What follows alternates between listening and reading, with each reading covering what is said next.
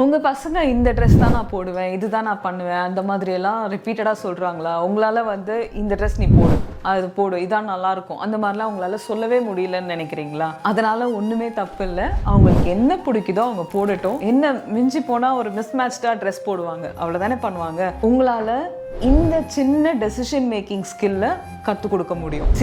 உங்களுக்கு இந்த dress change பண்றது மட்டும்தான் ப்ராப்ளமானு யோசிங்க. இதை விட பெரிய ப்ராப்ளம் நிறைய இருக்கு. நீங்க அங்கெல்லாம் கண்ட்ரோல் எடுக்கணும், அந்த இடத்துல அவங்களை நேவிகேட் பண்ணணும். அப்படிங்கிறப்போ இந்த ட்ரெஸ்ஸுங்கிறது ஒரு ரொம்ப ரொம்ப சின்ன விஷயம். அது அவங்க விஷ் படி நீங்க விட்டுட்டீங்க அப்படின்னா அவங்க நம்ம அம்மா நமக்கு சப்போர்ட்டிவா இருக்காங்கிற கான்சியஸான ஒரு தாட்டை கிரியேட் பண்றீங்க. இன்னொரு விஷயம் என்னன்னா, நீங்க இப்ப ரெஸ்ட்ரிக்ட் பண்ண ஆரம்பிக்கிறீங்கன்னா இப்ப இருந்து அவங்க ஒரு மைண்ட் செட் டெவலப் பண்ணிப்பாங்க. எங்க அம்மா என்ன பண்ணாலுமே ஏதாவது ஒன்று சொல்லிட்டே இருப்பாங்க அப்படிங்கிற மாதிரி ஒரு மைண்ட் செட்டை கிரியேட் பண்ணிடுவாங்க. அப்போ முக்கியமா ஒரு விஷயம் நீங்க ரியலா சொல்வீங்கல்ல, அப்ப அவங்க காதுலயே வாங்க மாட்டாங்க. இதுதான் அவங்க சப்கான்சியஸ் மைண்ட்ல நீங்க இன்டைரக்டா சொல்லிட்டே இருக்கீங்க. ஒரு சின்ன ட்ரெஸ் போடுற விஷயத்துல உங்க இன்ஃப்ளூயன்ஸை காமிக்கிறதுக்கு பதிலா என்ன பண்ணணும்னா முக்கியமான விஷயத்த அவங்க நேவிகேட் பண்றதுக்கு யூஸ் பண்ணிக்கலாம்.